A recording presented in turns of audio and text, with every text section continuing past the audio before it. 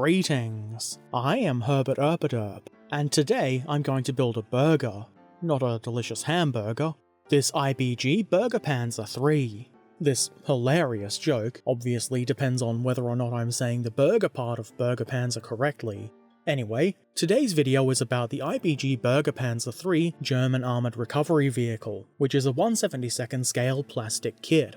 There's nothing on the back of the box, but back on the front, you'll notice a rather conspicuous graphic that tells us this is an easy assembly kit. And I'm not 100% sure I agree, but we'll see about that later. For now, let's look at what's in the box.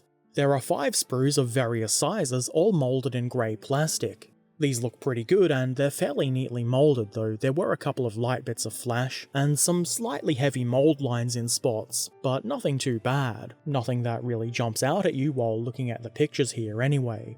There isn't a huge amount of parts in this kit, which I guess is part of the easy assembly thing. The tracks come as single units and they look pretty decent. There are also quite a few very small parts here too, and I'm not complaining about those, they're nice, but it does sort of run counter to the easy assembly thing.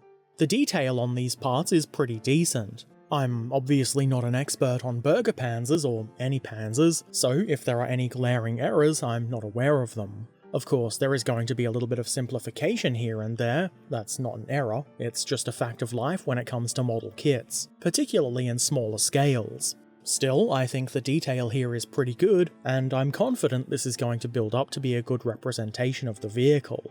Decals are included and, well, they look neat, but there's not really a lot here. 3 crosses is all you get.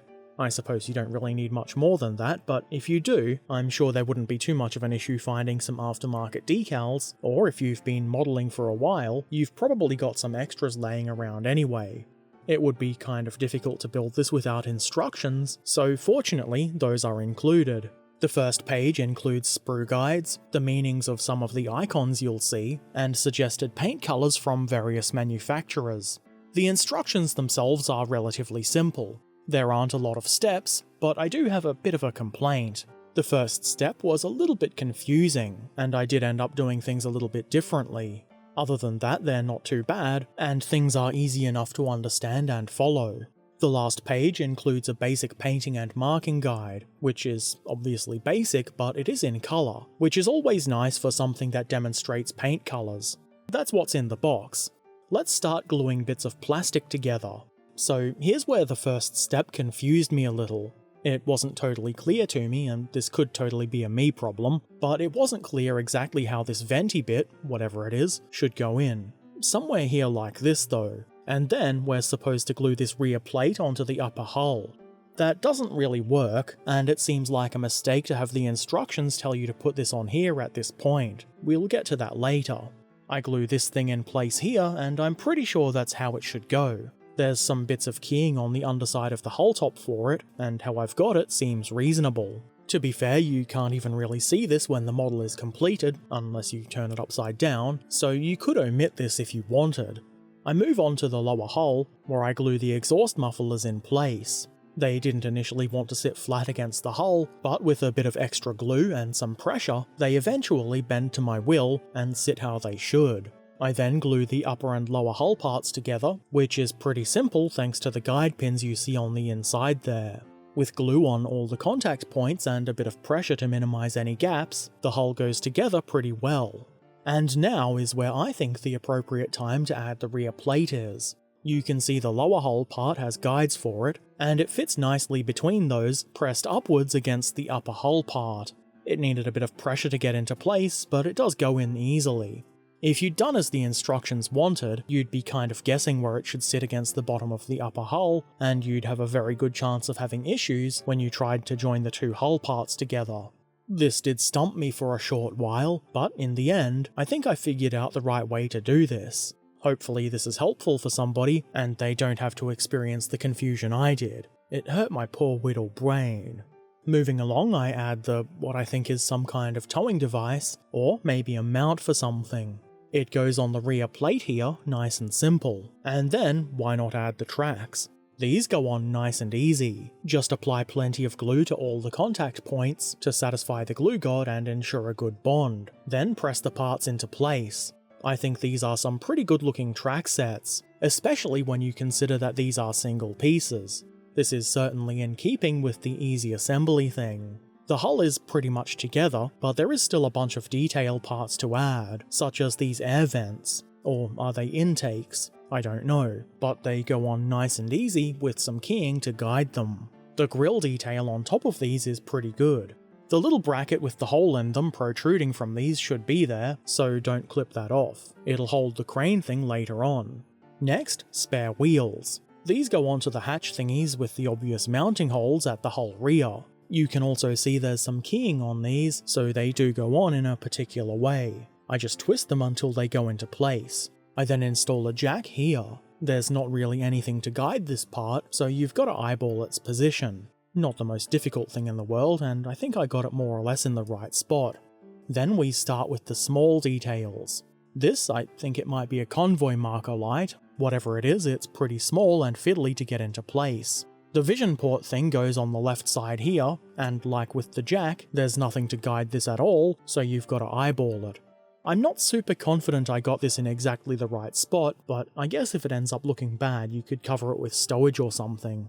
The front plate goes into place next. There are tabs on the bottom of this part with corresponding slots on the hull that makes it very easy to get the right position. A little pressure to make sure that it stays where we want it, and it goes into place nice and easy. Then, why not add the hull machine gun? As you can see, this part is rather small, and I found tweezers rather useful when trying to get this into place. I give it some nudging so the gun isn't pointing off in some weird direction, and now our Bergepanzer can defend itself against infantry who might try and annoy it. I then add these, I'm not sure what they are, little lamps or something. These are obviously tiny, and I'm lucky I didn't lose them by accidentally breathing a bit too heavily. Or at all. Their size does make them fiddly to install, but they're not too bad. I'm glad there were mounting holes for these and we didn't just have to eyeball them. That does make it a lot easier. On the left-hand side, I install a no-tech convoy light. The proximity to the other tiny bit makes this a little bit fiddly to install, but tweezers again were helpful, and after a bit of fiddling, I got it into place neatly enough for me. At the front of the hull next to the mudguards, I add some headlamps. These were pretty fiddly to get into place, especially on the left side for some reason. This is made a bit more difficult because their rounded shape makes them a poor candidate for tweezering. Rounded parts like these do seem to enjoy going flying from the grips of tweezers, which is not ideal. In the end though, I did get the parts into place, and I think they look pretty good. And that's the Panzer III part of the model completed. Obviously there's no turret to build, so we can move on to the part that makes it a recovery vehicle, starting with this. I'm pretty sure it's just a big wooden beam for unditching and things like that. This is two parts that are easily glued together, though do make sure that you glue them together the right way around. Test fitting is a good idea. This thing will go onto the side of the box thing that sits where the turret would normally go, but before we can glue anything onto that, we have to build it. Fortunately, that's easy. You take the floor part, and then you glue all four sides to it. There's keying, and the parts are numbered to go on particular sides, but there probably won't be much of an issue if you switch the side or front and rear ones with each other. But the sides are different in size from the ends, so that would look odd if you messed that up. So don't do that, I guess. These parts go together pretty well, though the joints, particularly the vertical ones, aren't perfect. For me, they had some little gaps in places. Not the worst thing, and maybe you can do it a bit better. Next comes this little box that goes within the main box. This part was a little bit narrow for its place at first, so I did some bending. I eventually got a fit I was satisfied with, and it's on. I think this part must be a guard around a hatch into the hull, so the various cables and odds and ends and bits that a recovery vehicle might have in its box don't shift and trap the crew down in the hull. Makes sense to me. I then glue the unditching beam, I'm going to assume this is, onto the side of the box here. I'm not really sure it matters which side you put this on, and the kit does include a second one of these, so if you wanted you could put one on both sides, but doing that would interfere with the crane mount. I want to use the crane, so I'm going to need the mount, so only one beam thing for me. Next, I attach the box part to the hull. You might be able to see some telltale glue marks here showing that I did initially put this on the wrong way because I wasn't paying attention to the instructions properly. I blame chat for being distracting, and myself for being old and crap. Fortunately, I did notice soon enough and was able to rotate the part around and attach it properly. It looks good when it's the right way around. And now, the finishing touch, the crane. This is another part where I had a little bit of trouble figuring out how things go together. The instructions weren't super helpful here, so it was really just a matter of looking at it and figuring it out.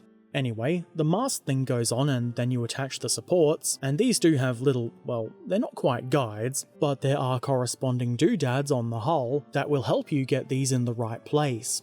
It's a bit fiddly, but I did manage to get these parts into place reasonably neatly.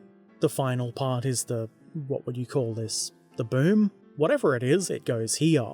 You could position this so that it's hanging out over the side or something, but I felt like placing it up against the box, where it would have a second contact point, was a more sensible choice. A little fiddling and some nudging, and we have a crane. It's not a very fancy crane, and I don't suppose it could lift a whole lot, but it seems like a useful thing to have for recovery purposes. With that, we've got a nice little Bergepanzer III armoured recovery vehicle in 72nd scale from IBG completed. I'm pretty happy with how this has turned out. I think recovery vehicles are quite interesting, though other than a couple of 15mm scale ones, this is the first one I've really built. I think it's pretty cool, though it could definitely be improved by adding some tools, stowage, parts and various bits and pieces.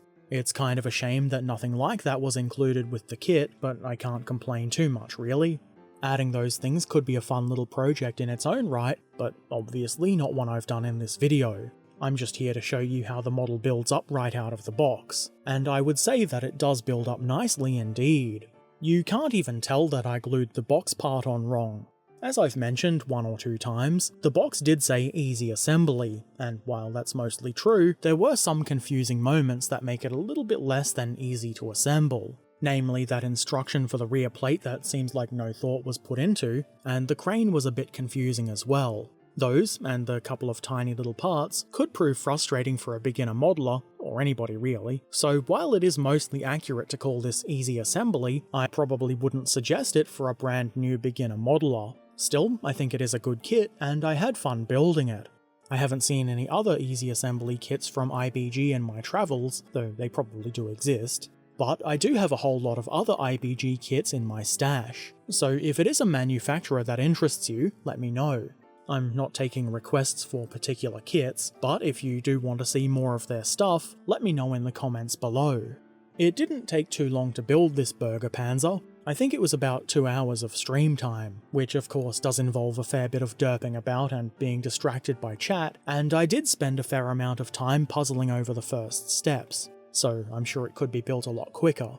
But this is a nice little project that won't be too challenging, but could occupy you for an afternoon or so. If you have any questions or comments, feel free to put those in the comment section below.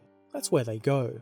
If you happen to have built one of these, or any other cool models and you want to share, why not drop by our Discord community and show some pictures? We'd really like to see what you've done. If you want to watch me build kits like this live on stream, why not drop by my Twitch channel, which is where I happen to do that. The link is in the description below. And if you've not already done so, why not subscribe, follow, ring the bell, become a patron if you would like to see my videos a bit early, or maybe just come say hi on Discord or Twitch. Links to all of my things are in the description below, and, as always, I shall return soon. So until then, be excellent to each other, have an amazing day, and thank you for watching. Farewell.